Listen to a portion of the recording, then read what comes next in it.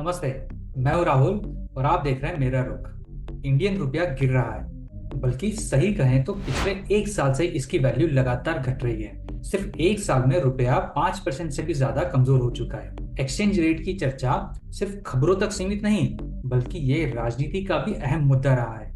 Politician से लेकर Bollywood celebrity तक इस पर अपने अपने मजबूत विचार रख रहे हैं। फिर चाहे वो जूही चावला हो, अमिताभ बच्चन हो, चेतन भगत हो या फिर श्री श्री रविशंकर, चुनावों के दौरान भी ये मुद्दा उठता रहा। ये ऐसे नहीं होता मित्रों। मैं शासन में बैठा हूं, मुझे मालूम है इस प्रकार से रुपया इतनी तेजी से गिर नहीं सकता। अरे नेपाल का रुपया नहीं गिरता है, बांग्लादेश की करेंसी नहीं गिरती है, पाकिस्तान की करेंसी नहीं गिरती, श्रीलंका की करेंसी नहीं गिरती। क्या कारण है हिंदुस्तान का रुपया पतला होता जा रहा है? ये जवाब देना पड़ेगा आपको। देश आपसे जवाब मांग रहा है। अधिकतर लोगों का मानना है कि रुपया कमजोर हो रहा है और ये चिंता की बात है। लेकिन मैं यहाँ आपको ये बताने आया हूँ कि ये धारणा पूरी तरीके से सही नहीं है। दरअसल इस चर्चा में एक महत्वपूर्ण पहलू है आरबीआई रिजर्व, जो नजरअंदाज किया जा रहा है, जिसकी खबरें शायद कहीं देखने को नहीं मिल रही। आप मुझे 10 मिनट दीजिए और मैं आपको बताऊंगा कि महज ट्वीट्स और सुर्खियों के आधार पर आर्थिक नजरिया बनाना क्यों गलत हो सकता है। पहले ये जानते हैं कि करेंसी का फंडा क्या है। किसी भी करेंसी की वैल्यू रिलेटिव बेसिस पर तय होती है। चूंकि डॉलर दुनिया की सबसे प्रमुख करेंसी है, इसलिए हर करेंसी को उसके मुकाबले ही आंका जाता है। इसके पीछे कई कारण हैं, जैसे अमेरिका दुनिया की सबसे बड़ी इकोनॉमी है और अंतर्राष्ट्रीय व्यापार भी ज्यादातर यूएस डॉलर में ही होता है। यहाँ तक कि जब भारत सऊदी अरब से तेल खरीदता है तो वो भुगतान भी रुपए में नहीं बल्कि डॉलर में करता है। सीधी भाषा में कहें तो अमेरिकी डॉलर शर्मा जी के लड़के जैसा है, जिससे बाकी सब की तुलना होती है। आज का एक्सचेंज रेट लगभग 87 रुपीस प्रति डॉलर के आसपास है।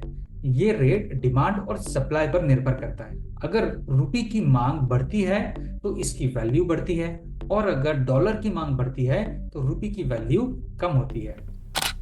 अब ये समझते हैं कि रुपया गिर रहा है या डॉलर मजबूत हो रहा है। सबसे पहले समझते हैं कि 2021 से 22 के बीच क्या हुआ। रुपया 72 से 42 तक गिर गया, यानी 10% की गिरावट। जब अक्टूबर 2022 में ये 83 पर आ गया तो वित्त मंत्री निर्मला सीतारमण ने एक बयान दिया, रुपया गिरा नहीं है बल्कि डॉलर मजबूत हो रहा है। First of all, I would look at it as not rupee sliding, I will look at it as dollar strengthening. Dollar strengthening incessantly. So obviously all other currencies are performing against a strengthening dollar.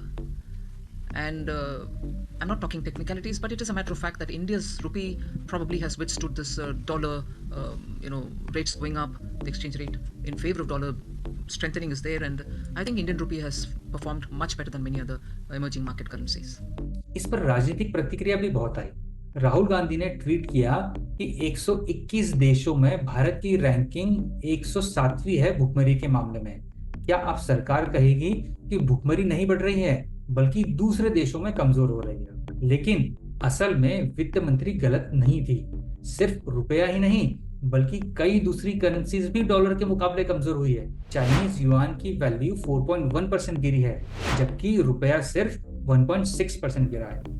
Dollar मजबूत क्यों हुआ, आइए अब इसे समझते हैं। Dollar के मजबूत होने के दो बड़े कारण हैं। पहला, अमेरिकी इकोनॉमी में सुधार, और दूसरा, डोनाल्ड ट्रंप की नीतियां। पहले कारण को समझते हैं। 2020 से 23 के बीच अमेरिका में महंगाई बहुत ज्यादा बढ़ गई।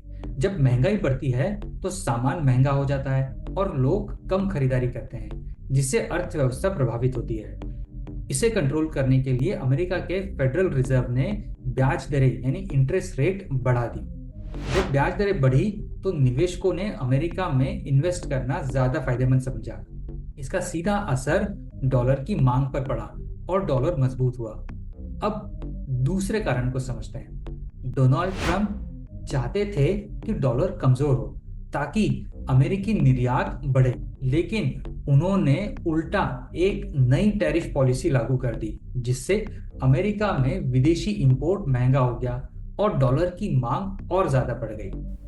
अब ये जानते हैं कि क्या इसमें भारत की भी कोई गलती है? कुछ हद तक कहें तो हाँ, भारत का ट्रेड डेफिसिट भी इसकी एक बहुत बड़ी वजह है। भारत एक नेट इंपोर्टर देश है।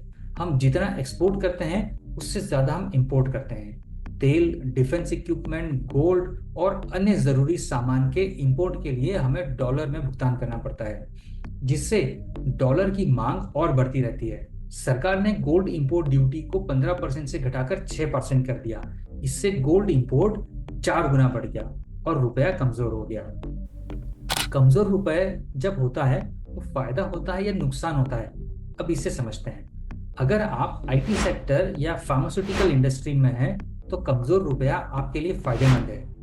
क्यों? क्योंकि इन कंपनियों की कमाई डॉलर में होती है। जब डॉलर मजबूत होता है तो उन्हें ज्यादा रुपए मिलते हैं। आरबीआई का दखल इसके अंदर समस्या है या समाधान? आरबीआई ने पिछले कुछ महीनों में 8.5 लाख करोड़ यानी 100 से करीब 150 बिलियन डॉलर खर्च किए रुपए को बचाने के लिए। क्या ये सही था? कई अर्थशास्त्री जैसे अरविंद सुब्रमण्यम, जो कि पूर्व मुख्य आर्थिक सलाहकार रह चुके हैं, मानते हैं कि आरबीआई को यह पैसा खर्च नहीं करना चाहिए था। 1991 यानी 1991 से पहले भारत का एक्सचेंज रेट पेज्ड सिस्टम पर था, यानी सरकार इसे स्थिर रखती थी। 1991 के बाद से हमने फ्लेक्सिबल एक्सचेंज रेट अपनाया, जहां बाजार खुद तय करता है कि रुपया कितना मजबूत या कमजोर होगा। लेकिन आरबीआई अभी भी रुपए को स्थिर रखने के लिए करोड़ों डॉलर खर्च कर रही है, जो कई अर्थशास्त्रियों के मुताबिक एक गलत नीति है। अभी अरविंद सुब्रमण्यम जैसे कई इकोनॉमिस्ट मानते हैं कि रुपी कुछ ज्यादा ही स्ट्रांग है, उसको और कमजोर होना चाहिए। एक कॉन्सेप्ट होता है REER यानी रियल इफेक्टिव एक्सचेंज रेट, जो बताता है कि एक देश की करेंसी उसके मेन ट्रेडिंग पार्टनर्स के कंपैरिजन से कितनी ज्यादा मजबूत है। अगर इसकी वैल्यू 100 है यानी वो करेंसी एकदम ठीक वैल्यू पर है। अभी इंडिया के रुपी की वैल्यू 108 है, जिसका मतलब है कि अभी इंडियन रुपी ज्यादा ओवर वैल्यूड है और उल्टा इसको 8% कमजोर होना चाहिए। और अरविंद सुब्रमण्यम का यही आर्ग्यूमेंट है कि भाई करोड़ों रुपए खर्च करना बंद करो और जो मार्केट डिमांड है उसके हिसाब से रेट को रहने दो। तो इस पूरे वीडियो में आपको 3 सीख मिली। पहला, रुपी कमजोर नहीं हुआ बल्कि डॉलर मजबूत हुआ। दूसरा, बॉलीवुड एक्टर, पॉलिटिशियन और बाबाओं के ट्वीट देखकर अपने इकोनॉमिक्स या अपने इकोनॉमिक व्यूज मत बनाइए। और तीसरा, sometime our finance minister can be right.